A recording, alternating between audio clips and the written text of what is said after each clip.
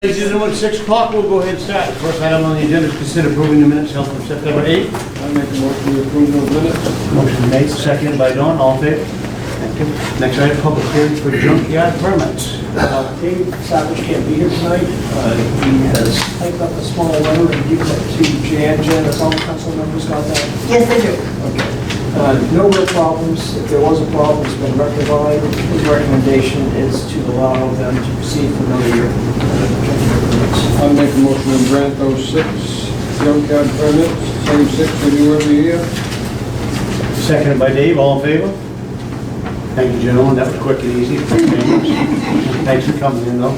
Mike, there are 6 permits to be signed. You want to wait and sign them out? No, send them down, why not? Send them down? Okay.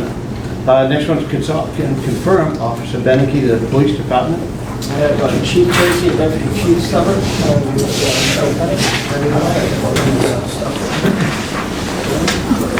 Well, this is Mike Beneke Jr.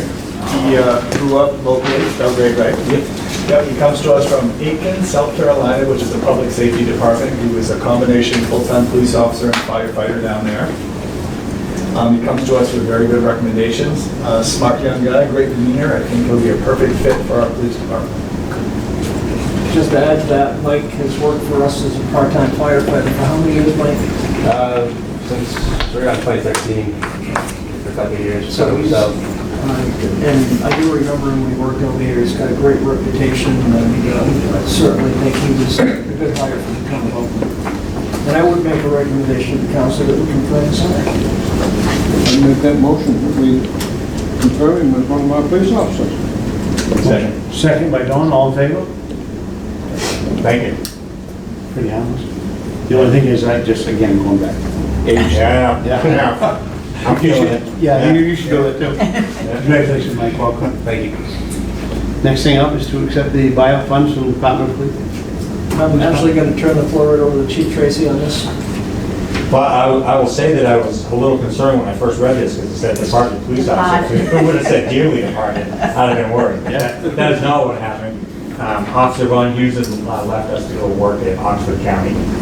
And as a result of that, because he had only been out of the academy for a year and a half, and we sent him to the academy, many moons ago, the Criminal Justice Academy set a schedule of payments for paying buyouts for police officers because of the cost of training an officer, outfitting an officer, coverage for while he's in the academy and those kinds of things.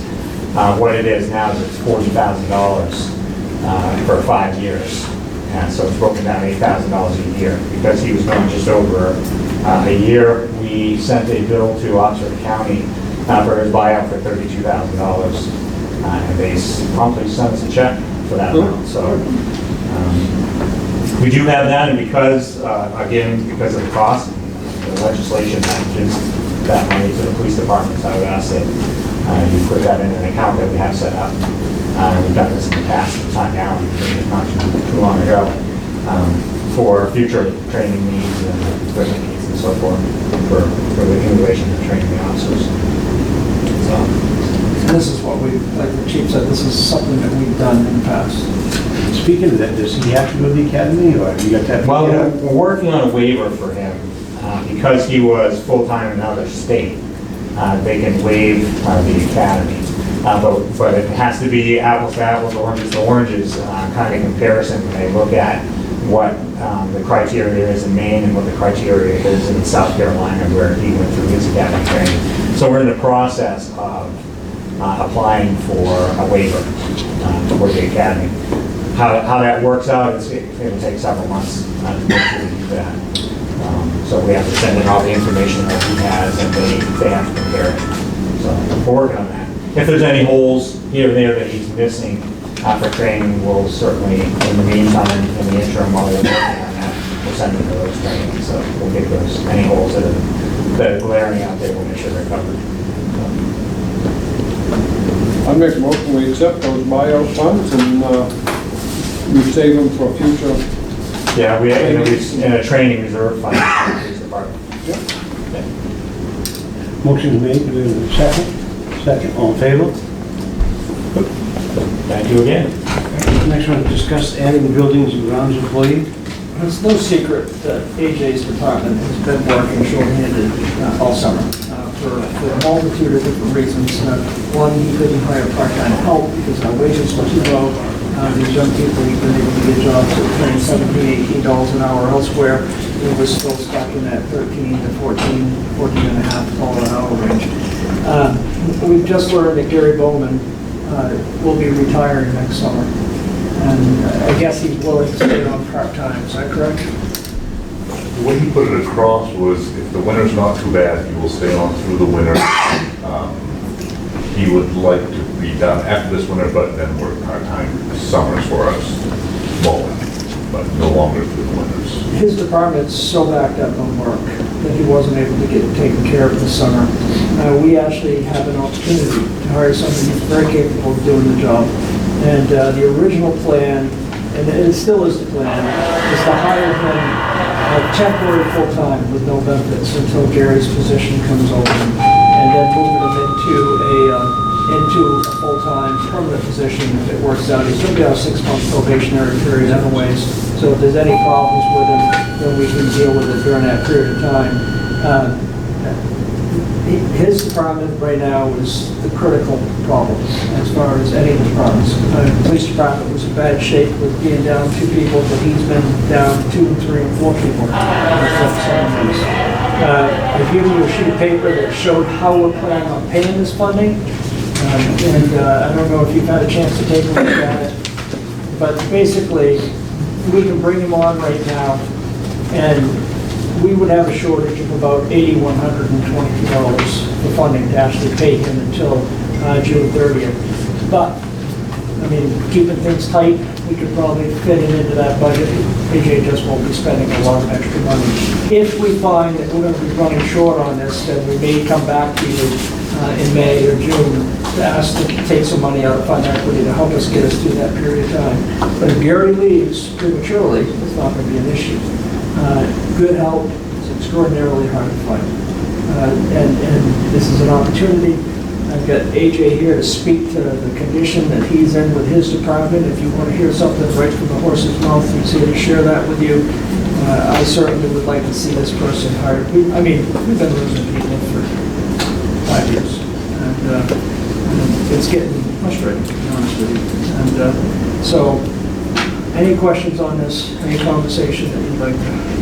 So Gary Bowman's status right now is still full-time, working full-time hours.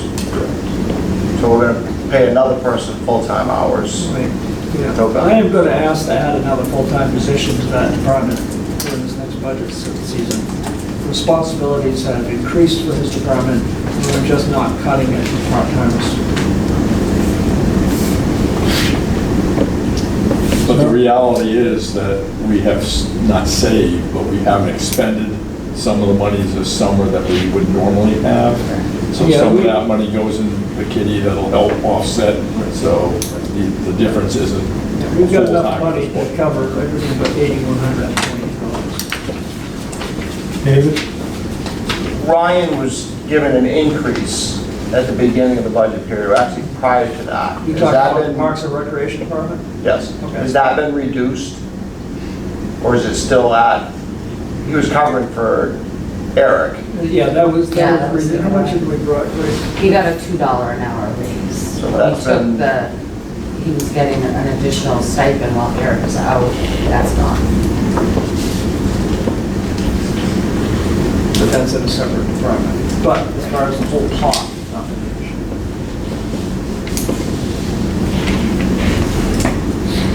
I'd make a motion, we will give you permission to do this and keep us up to date on Gary Bowman's plans. We'll be watching his budget as well to see.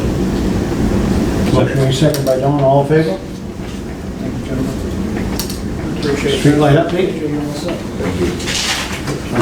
So now I'll meet with Sewer presentation, or? I have Boyd Snowden here to present the sewer condition. Yeah. Boyd, do you want to use that smart board over there? Oh, it doesn't matter, we got the handouts, right, I can just Okay, get those out. that's fine. And you have handouts that I handed out to everybody.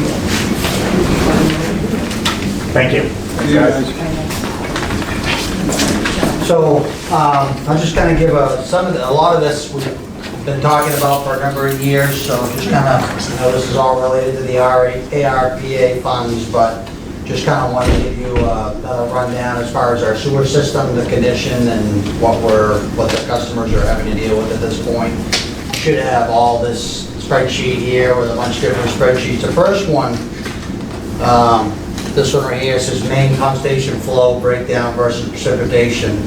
The green, for those that aren't colorblind, the green line at the top is the main pump station flow for each year since 2013. I've been tracking it, and everything to the right of that is it's like 100 million gallons.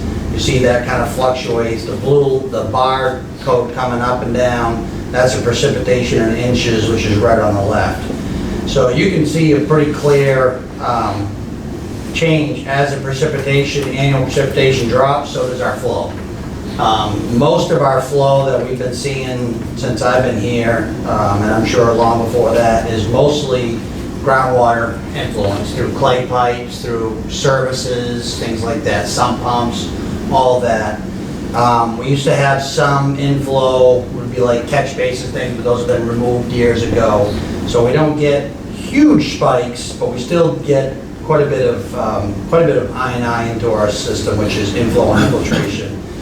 One of the things that I thought was interesting about this, so again, the top line is the flow, main pump station flow, everything going to Waterville for most of the system. And the yellow or gold line down below, you can see almost mimics the green line. That's the amount of clean water that we're sending to Waterville just through the called Webb Road siphon. So everything from our main pump station pumps out the Webb Road, and we have at the top of the hill on Candy a second feed that goes to Waterville, so we track them both with meters. But you can see with the clean water, as you'd expect, as the precipitation changes, so doesn't that level of how many gallons, how many, like 60 million, roughly 60 million gallons per year we're sending to Waterville that the customers are paying for. So we've had an inflow and infiltration problem for a number of Can I years. ask a question? Yeah. Tell me, maybe I missed it, how do you know how much of it is clean water? Yep. So what I do is every quarter we track the customers, what we're billing them. So we have, everything is based upon water meters, so we get a water meter read, and we're assuming that, most of that, if not all of that, goes into the sewer. Some of it obviously may get through garden, and flower, whatever, washing cars. So it's a pretty good estimate then? Yeah, it's not far off, I don't think. I mean, there may not be, and I wouldn't, it's a good ballpark figure for what we're dealing with. Thanks. So. Yep. The second page just kind of shows you that same chart, only the breakdown of the numbers, so you can see kind of what we're looking at.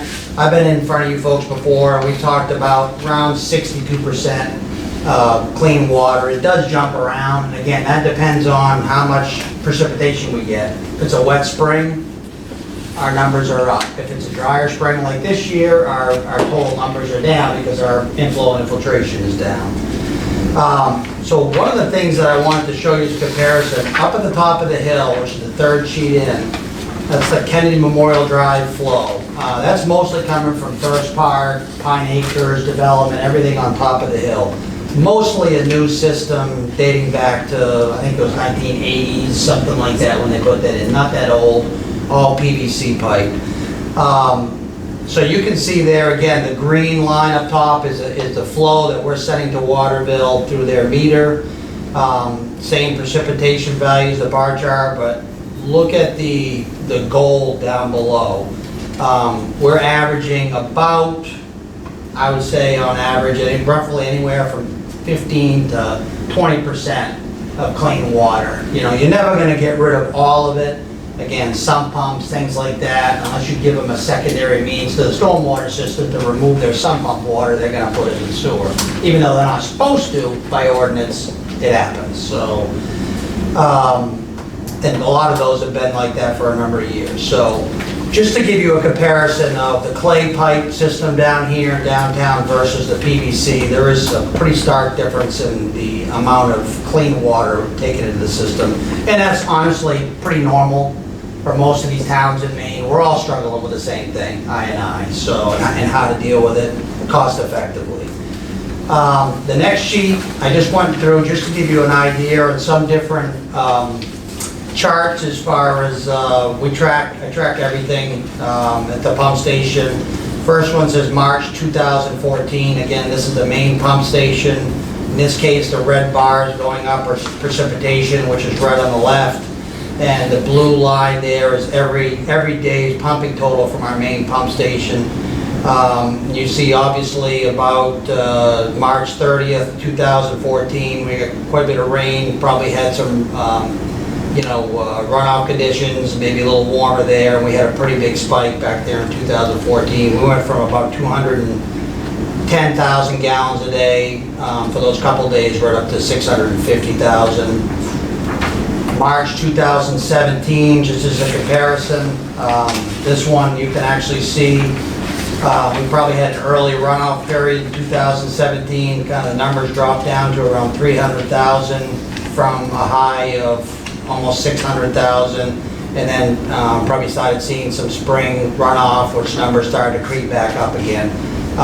Because those aren't sharp spikes every time it rains, that's an indication of all groundwater infiltration into our system through either, again, clay pipe, sewer, services, things like that.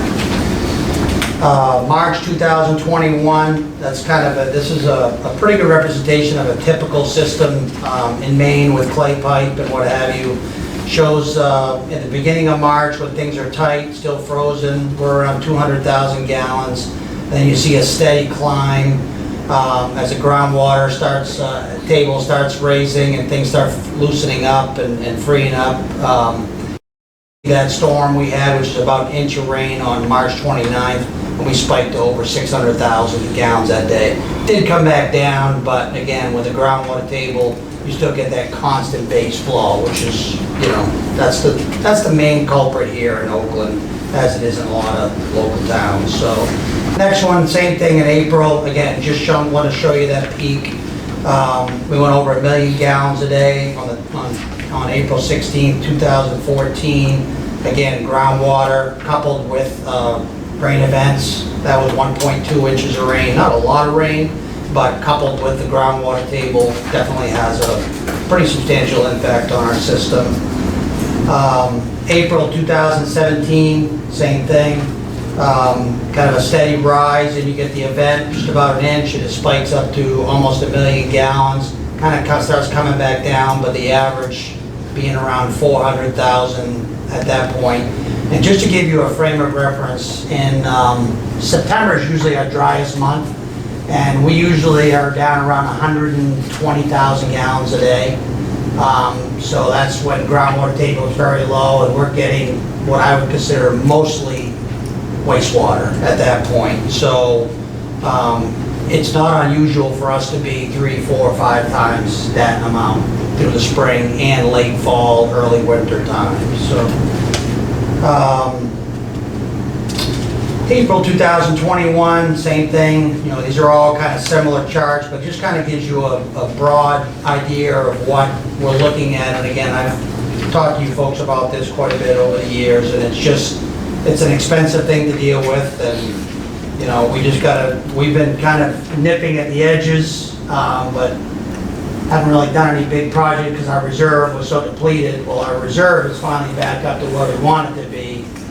So now, we're kind of into the mode of now we start looking at our system and prioritizing areas that are gonna save us money in the long haul, not only in what we're being charged by water bill, but also the pumping, the electrical cost to pump it, the maintenance on, just the cost to maintain the pumps, things like that. So, anyway, just kind of, I know I kind of went through that very fast, but just wanted to give you a brief overview.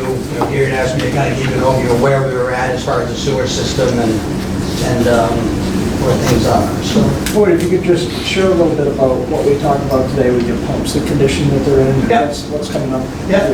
So we had another Sunday night, we had another variable frequency drive, which is what controls our pump, starts and stop it, died on us on Sunday night at around, I don't know what time, 8 o'clock, something like that. So we've got to buy another one of those, which is about $15,000. Those were put in new in 2012, so obviously didn't get a lot of life out of those, which you're not real happy about.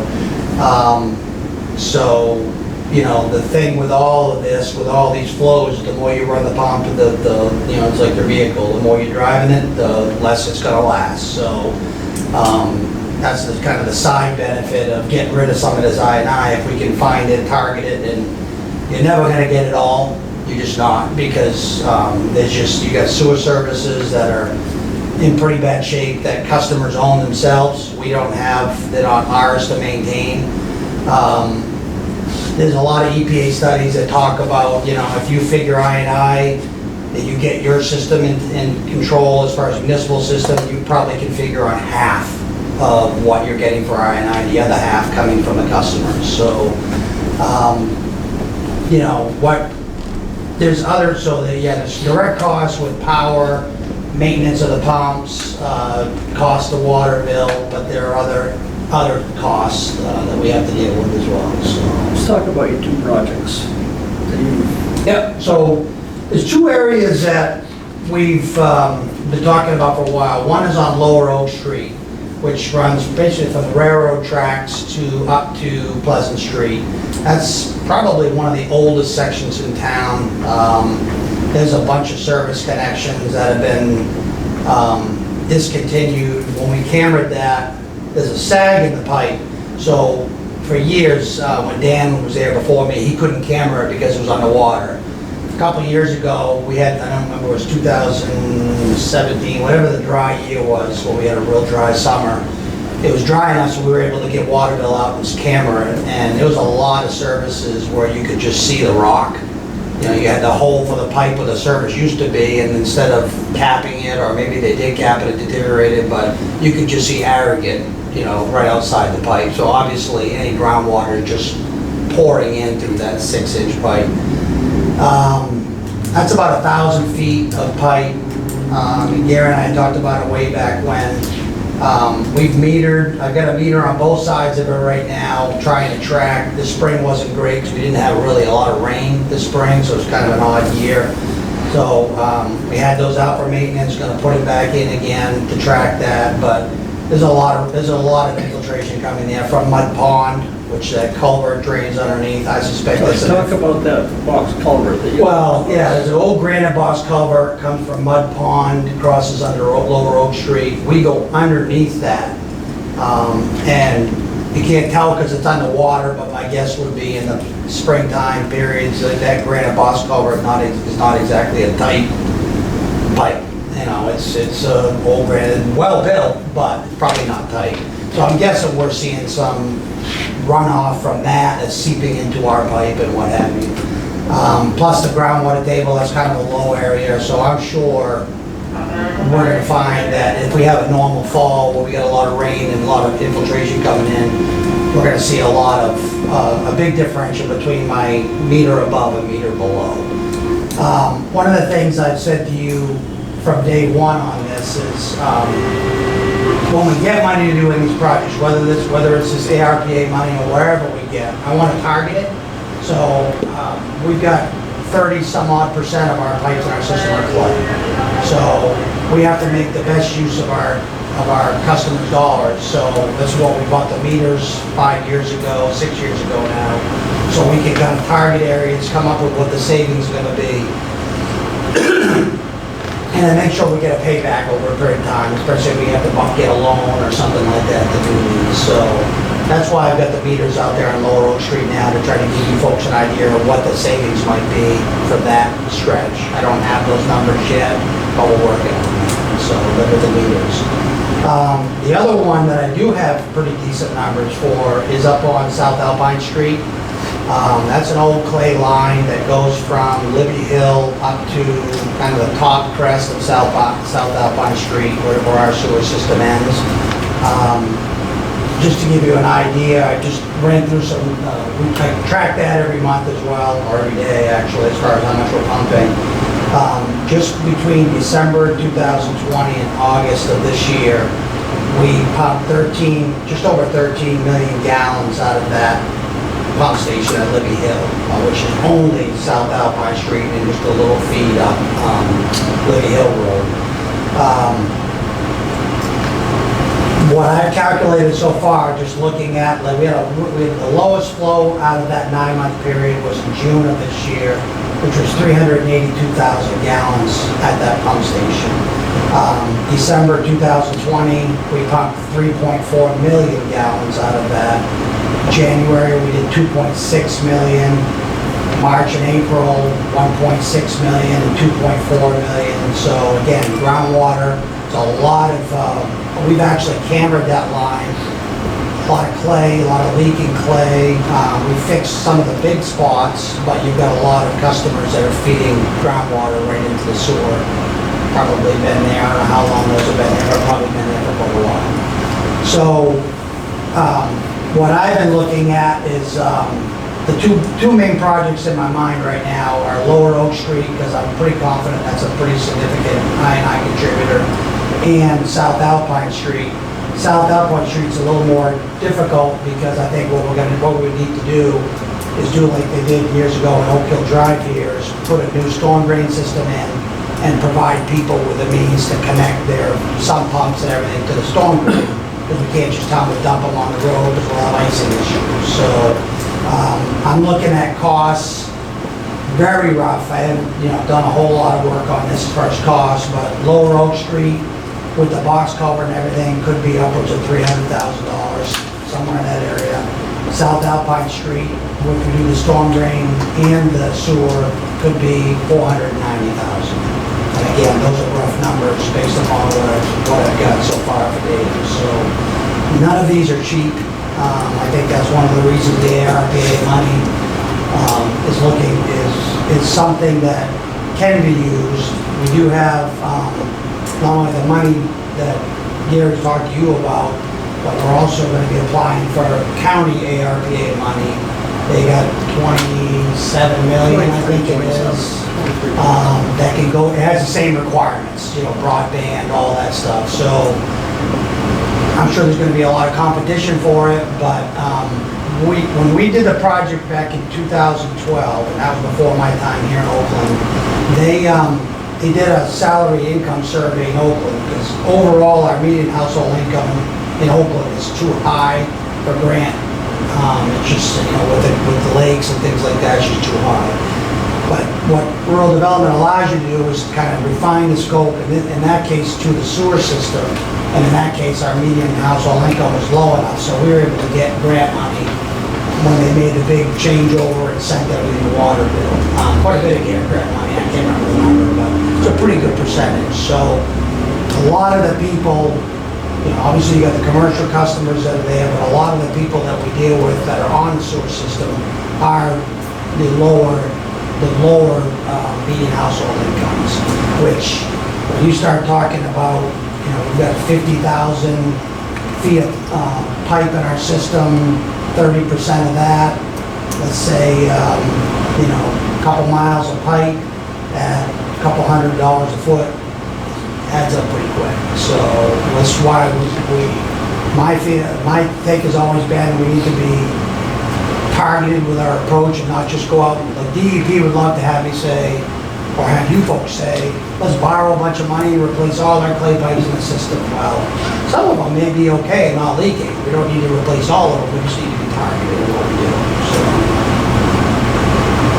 And this is why I was so passionate over the sewer system, because this is, we talked about the broadband and all that stuff, and we've learned that we could actually use the money for the broadband, which is the fiber optics, which is great, but priority-wise, in my opinion, that's not the priority.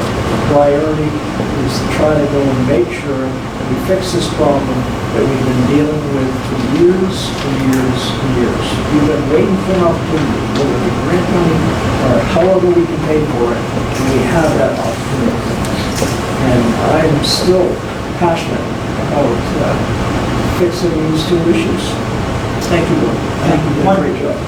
One thing I did want to mention too, that's important, whether or not you decide to do this with ARPA money or what have you, down the road, one of the things that we have as part of our system that we all need to keep in mind is we're contracted with Waterville to send, they have certain stipulations that say we can send 300,000 gallons a day max for 60 days. Then they can come back to us if we exceed that and renegotiate the contract. John's been really good about that. We have a number of cases, especially in the spring, where we'll exceed that contractual amount, and he's just, you know, hasn't worried about it because he knows we're working on I&I. So, my look at this whole system is, again, using a targeted approach, whether it's loans, grants, whatever it is, we get that, reduce some of the I&I so we can build capacity in to attract businesses. I mean, what I don't want to be in a situation with you folks is I don't want to be in front of you saying, got this great business that wants to use a bunch of water, but I don't have the capacity to get them there. So we're not there yet. We have periods of times where we do bump the limit, but you know, it's just another piece of the puzzle that whether we do this with this money or not, we just have to be cognizant of that, that's all. You know what the savings would be estimated? Well, just the Libby Hill is about 12,000 a year, is what I'm estimating right now, just based upon the flows.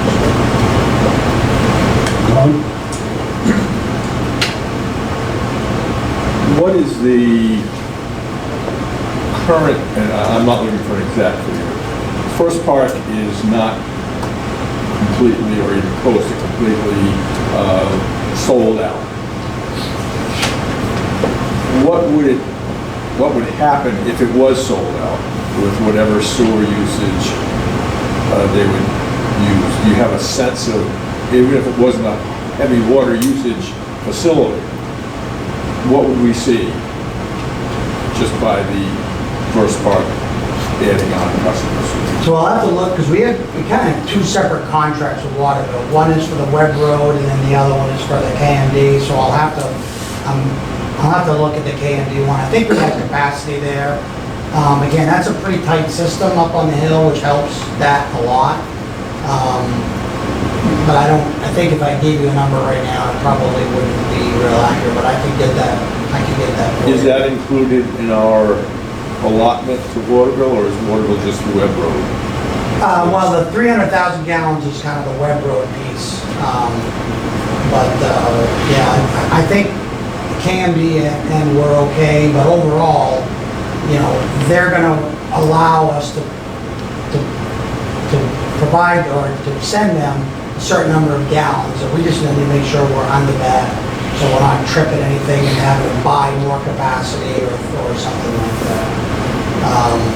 I can get you that number, I just don't know. And I don't really need a number, I want to make sure that we're not limited in what we can add in businesses on KMD up and down First Park. I don't think we are right now. I mean, I think we're okay there, but I can double check that and give you the numbers for sure. So, and like I said, we're bumping up against a number on the Webb Road mostly in the spring. Usually the October rains, about November and December, we start seeing a jump in our flows again. They come back down January, February, and then March they go back up again. So it's a cyclical thing. We have been doing little bits we can as we can afford it with the O&M budget. We've got $60,000 a year, $65,000. That doesn't go far when you're talking about pipe, but you've seen some of the work we've done in town, and we're just trying to nail what we can with that. And I'm going to continue to do that. And then, we had talked, I think Danny, you had mentioned at one point if we need to borrow some money or something to deal with something down the road, something that the council would look into, so things really haven't changed, so I'm kind of telling you the same thing I told you years ago, but just, you know, for those that weren't there for these past presentations, just kind of give you an idea, so. Is the Country Club Road on the Webb Road facility, or? Part of it. The southern end of the Country Club Road does feed into that, but everything, there's no, like Gary Hammond's old subdivision up there, that feeds into the KMD run. As does the ice cream shop and the... As does the ice How cream about shop. How about what? Country Club? They're not hooked up on it. Well, the Country Club's not hooked up. They had talked to us about it one time, but I know they have some septic system issues, so, but I haven't heard back from them. But they would also probably be in the KMD. They would be in the KMD run as well, yeah.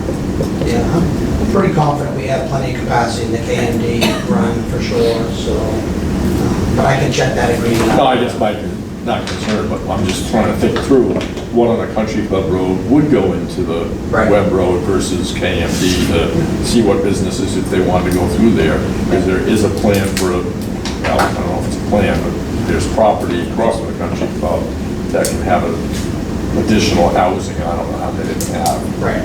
But I guess, would they go into KMD? Probably. My guess was they would be much closer to KMD, and I've had some people talk about connecting to our force main, but I prefer them to connect into a gravity line because we're pumping 700 gallons a minute, and that usually scares them a little bit as far as, you know, stuff lets go mechanically in their building. We're sending a lot of sewer, so. But I would say that log you're talking about will come to KMD. Mr. Nutty? Yeah, to continue along with the possibility that we might get a high water using firm up somewhere near First Park and use that sewer. When you say that we need the capacity, are you talking about needing to stay within a certain flow, or are you talking about the equipment that we have up there won't handle? If you're talking simply about flow, you're going to have more income from the business that generates that flow. Right. So Yeah. are you talking about the equipment or just the flow? No, it is the flow. So basically, the way our agreement's set up, and it's been a little while since I've read it, but Oakland bought into Waterville. We paid a ready-to-serve fee, and it was several $100,000, I remember, during the project in 2012. And that was for a certain amount of flow, an average daily flow per day, per month. And then there was some stipulations in there that said if you go over this for a 60-day, if you average higher than that number over 60 days, they can come back and renegotiate, which would mean, so what we would have to do, let's say we were at that capacity and we had a company come in and say, we want to hook in tomorrow. And that would kick us over. We would end up going back to Waterville and requesting additional capacity. We had to purchase that from them. My job, or what I feel my job, is to try to cut that I&I down so we don't have to buy additional capacity, so. So you mentioned that the fund that we've been trying to build back up is now built back up to some reasonable amount. What's the dollar amount roughly? $350. It's around $350,000. $350,000. When I took this job, we had it down to $9,000. As a matter of fact, we didn't have enough money in that account to go another year. Okay, so from what you've said, talking about South Alpine Street may be costing, I'll say $500,000. Yep. And across the railroad tracks, underneath the culvert and stuff, another $300,000. So there's $800,000. Yep.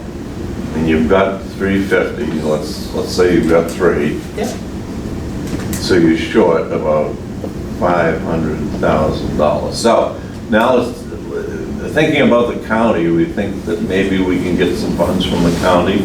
I want to apply for that for sure, so. Do you have any idea what criteria they're going to use? Why would they give it to us So as opposed to somebody else?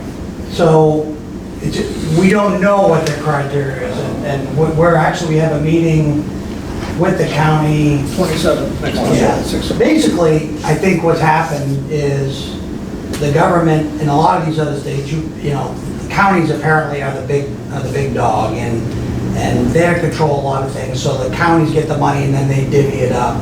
And they did that federally, and in Maine, the counties aren't necessarily, so they've got this $27 million. I don't think they were really set up to deal with it, so they don't really know at this point, or they haven't known, there's no information on how they're gonna divvy that out. There's an application, but there's no like scoring criteria, so I think they're building this program. I think they got this chunk of money and they're playing catch up to try to figure out how we're gonna divvy this out fairly to all the municipalities in the system. And again, it's the same, they have the same requirements, correct me if I'm wrong, Gary, as this ARPA money we're talking about the town got. Broadband, assistance to businesses, I guess, and other things, water and sewer. So my guess is, because it's grant, and there aren't very many only grant projects that come around, there's gonna be a lot of competition for that 27. So when do you think they're gonna have some kind of criteria? There's a We don't meeting? know about- You don't know? This is an exploratory meeting. We've got on the 27th. You've all got the notice of it. I passed it out to you, and you're more than welcome to attend this. Well, you may know something after that meeting that you don't know. We Yeah. absolutely might. So the reason I mentioned that, and without going into any of the ARPA fund discussion at this point, if you were to take the ARPA money and the money that you have set aside, you could do completely the two projects that you're telling us are the ones of the most dire need. You could do them. Yeah, I guess I would, being a fiscally conservative, I wouldn't want to deplete our bank account back down to zero again, so I'd want to keep something in there. And I wouldn't think that you'd want to go to the county and say, listen, we've got this infiltration problem, but oh, we're going to spend $800,000, $900,000 of our own money. We're going to fix that. It seems that that would put you down on the Right. ladder, so that's. Yeah, I mean, you know how grant applications work. You need to make sure it needs to look as bad as it can possibly look, right? Exactly. I'm good, thank you. Any other questions for the board? So, having said all this, first of all, we received a check for $331,000 on the ARPA money today, and I need a vote. I mean, it's not on the agenda, but we're in the same ballpark here. I need a vote to accept that $331,000 from the council. I make a motion to accept that ARPA money.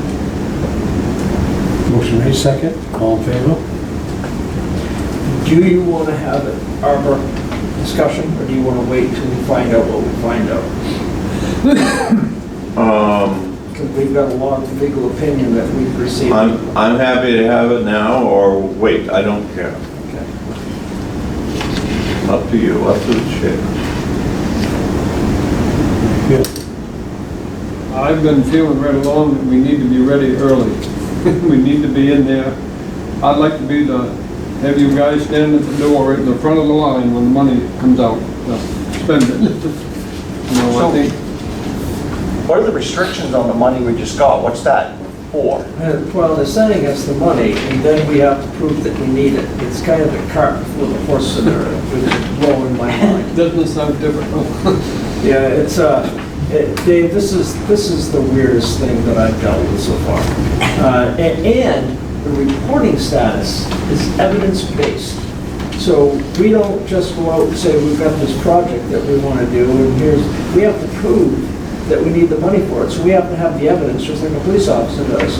And, you know, in every aspect, and it's a boatload of paperwork, and there's follow-up reports that go along with it, just like any federal grant that you get. But if we decide that we aren't going to spend this money on one project, and say we pick 5 projects, then we have 5 times the amount of work to do, because every project has the same amount of paperwork, the same evidence. You have to come up with the same evidence supporting the rationale for using the money in these different areas. So can we use that money right now? Yes, we can, but we better have our ducks in a row. So if we use that money for engineering for the projects that Boyd has spoken about, we don't need to spend it on engineering because we're blessed with our own engineer in the town of It Oakland. must be something, cost, surveys, Well, whatever. it would be- So that it's a Yes, sir. shelf-ready project very, when... very small amount that we would have to use, and I wouldn't want to use that. If we're gonna do that, I'd use his funds, because I don't want to use that until we're locked solid over where we're gonna go with this, because I- So we just put it in a savings account and put that's all we're interest gonna on do. it? As a matter of fact, we've talked to the auditor on this, how we can handle it. We're putting it in the savings account, we're leaving it there until we can come to a conclusion of where we're gonna go with it. We had to accept the funds online. We do apply for an account, accept the funds, then they send us the funds. And then, once we're ready to use the funds, we go back onto the website and we have to provide all the backup, the invoices, the payment, copies of checks, all that. So, as confusing as it will actually be bureaucratically, we put the money into a bank account, we use it, and then we have to tell them what we use it for and hope they accept it. Got it. Well, And no. if they don't no, accept it- No, we don't use it until we tell them what we're using it for. We keep it in the savings account until we get ready to, it's a screwed mess. Listen, you know, I it's guess my certainly. follow-up question though is, so we've got the money in the bank account, we've got our plan, we give them all the paperwork for our plan, and then we have to wait for them to approve it. And how long, It was quick. We did- bureaucratically, are they gonna rubber stamp these because they've got so many of them? There's no way they're gonna backlog them for months and months and months? You saw the Is that your board's guesswork? comments on two different opinions on these things. You know, nobody really knows really what's happening here. All we know is we've got $331,000 that we didn't have that's sitting in the savings account right now. And there's a set criteria we can use it for. We're not ahead of the game, the fact that we're holding the money, and we're not ahead of the game a bit, because you've still got to get permission to spend it, right? Bob? So that's half the money. When does the other half hit? Well, so there was two stories. One was we're gonna get half of it this year, half of it next year. And then it came in that we're gonna get all of it this year. So obviously, we're getting half and half next year, I think. But Maine was supposed to get it all at once because the unemployment rate was, We only got half. But that doesn't mean you're not gonna get another check just like the IRS has done with everything else, because we're gonna give you so much each month or every half year. well, let me take 2 minutes then and go through the ARPA thing. And I was the wet blanket on the last meeting, and I had some questions. I have answers to all those questions. I'm reasonably happy. I like the sewer thing. But just give me a minute to go through the 6 questions that I asked Gary. And thank you, Gary, for doing the work and getting the answers to me in, I think, 2 days. I appreciate that. This is one of the most confusing and ill-conceived bills I've ever seen. Only Washington DC could do this. The first one on the broadband, I understand that the broadband would be a wonderful thing to have, the fiber optic network. I'm told that it's somewhere in the neighborhood of $300,000 to do it. So we're not doing that, in my opinion. We talked about personal protective equipment. This COVID thing is not over. We're going to need more masks, we're going to need more tests, we're going to need more of this and that. But I'm told that the fire chief has at least $3,000 and possibly more from grant money to spend and really doesn't need any more. So that was my second suggestion. The third one was about food, for the food bank, which is an improved, actually is approved, and they say that that one's approved. The money, I thought that would be a good use, and I read somewhere where some communities set up a trust fund and using the income every year to fund their food bank. Seemed like a good idea, but I understand that because of the general assistance of the government programs, that's probably not a priority. My fourth, I had 6, the fourth one, now the fourth one was just a comment about the unemployment. Yes, and I thought that we'd get all the money in 1 year, but evidently somebody in probably Augusta, in this case, can't figure that out. Number 5 was the revaluation. That one is not an improved use, we don't think. At Gary's request, we had a number of attorneys, town attorneys, Maine municipal attorneys, and others, I think, who commented on things, and revaluation was not high on their list of suggestions. So that brings me to the 6th item, which I thought made sense, because if you read a lot of the documents, like I finally did after our last meeting, it said that states and territories can't use any of the ARPA money to reduce taxes. So why would they say that unless they couldn't, but the other people like towns and counties and cities could use the money?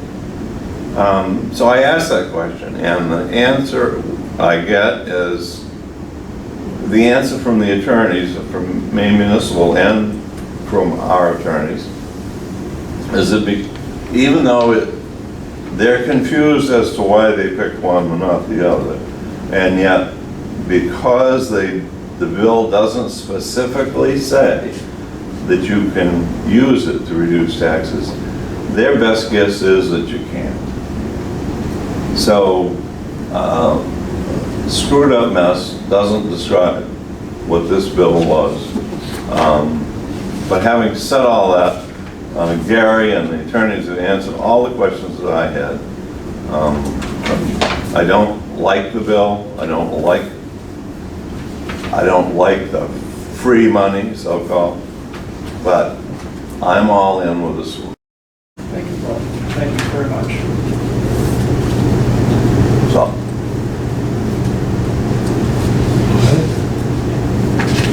You want to vote on restart We the are process? as a resolution for the council. That would be my vote, is that we start the process to try to get a sewer project approved and have Boyd go at it.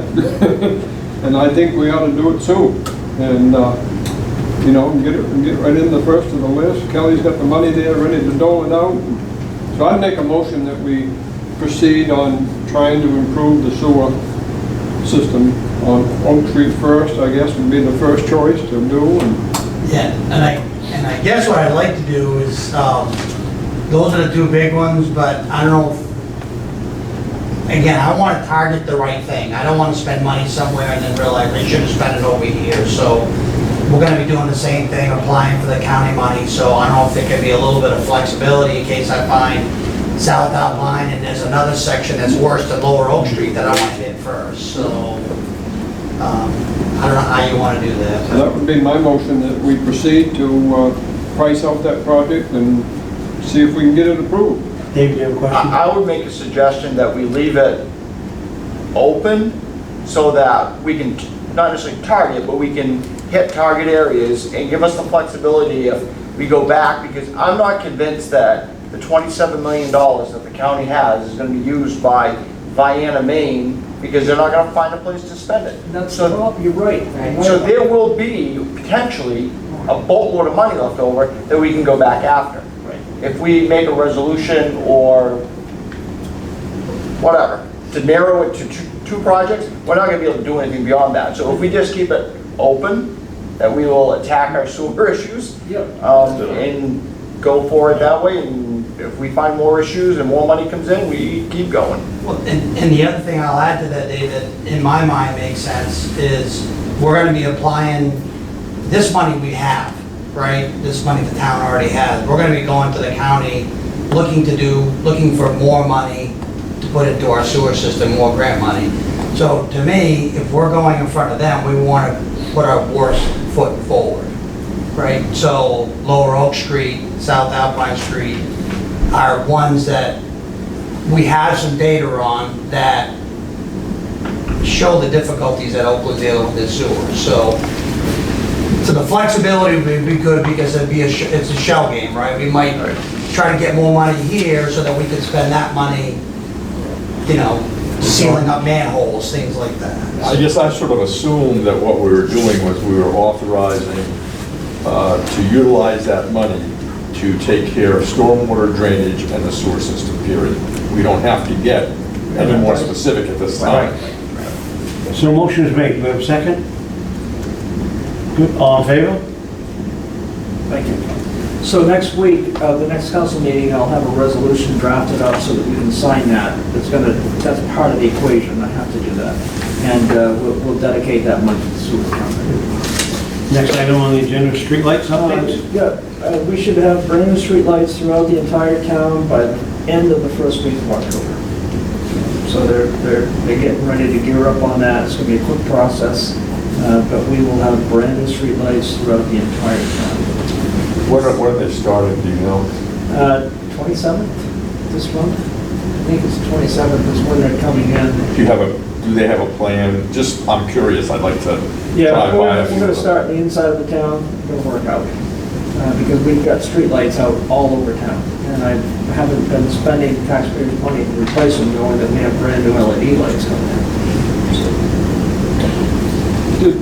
Have you signed up a company, the company that's gonna do it, do they provide maintenance afterwards, did you tell us? If we choose to use them, yes, I'm getting recommendations for everybody. I haven't done an RFP for service on that. I'm probably going to still do that, but from what I understand, this particular company. I thought you mentioned that they would do repairs afterwards. We bought 10 extra, is it 7 or 10? 10 extra streetlights to put in storage in case we have a motor vehicle crash that cleans out a telephone pole and we need another streetlight. So we've got some spares built into the system as well. Next item up, second reading of the general assistance ordinance. I think you've got that in front of you. I make a motion, we accept that as the second reading of the general assistance ordinance. Motion made, second, all in favor? Next item up, accept an anonymous donation towards playground equipment on Pleasant Street Park. Pleasant Point Park, sorry. We've had a generous donation of $22,000, and that's the first installment, possibly 2 donations to put a new playground at Pleasant Point Park. And it's going to be very similar to the playground that's out in Waterville at the Wrigley Park, I believe it is. It's out there, they've got a big playground so that kids playing softball or baseball on the park, the little kids can have a place to play. And it's probably going to be located over in the dog walking area, which is going to be convenient. And this person, these people wanted to remain anonymous on it, and I just need permission to accept that funds. I make a motion, we accept it. Quick. Motion made, accept it, all in favor? Thank you, gentlemen. Next item up, before I do that, how about, do you have anything? Do you have anything? I just got one more thing I'd like to add. Yep. Memorial Hall update. We're assembling the committee. You've probably seen some of the conversation. I think I've got 5 or 6 people who are interested in this. It's going to be a citizen-based committee to take a look at all options for Memorial Hall. If there's any funding out there for this, we'll find it. And so this is all good stuff. That's all I have. Kelly, do you have anything tonight? John, did you have anything? One topic, I believe we were supposed to form a committee to review staffing for the fire department. We've been issuing or sending out people or hiring people, and I don't want that to get missed. I think they're as hard up as everybody else. The guys that run all the calls are getting tired. I think we need to seriously form a committee, as you stated, and That's actually in Chief Cawthon's project pile. He's supposed to start getting this thing formed, and whatever he needs from me, I'm gonna give it to him. So I don't know how far, I gotta meet with him to find out where this is on that. So, but yeah, this is in the conversations. thank you. Gary? Mark, executive session. No, we don't need to. David? Make a motion? Everybody's all set? Bob, do you have anything? Don? Make a motion, we adjourn. Second, all in favor? Good night, folks. Thanks for coming. Thank you, everybody. Thank you for supporting this project. It's very important. Boyd, thank you for coming in.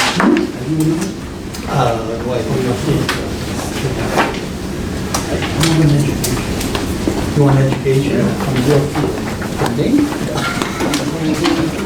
Nothing like a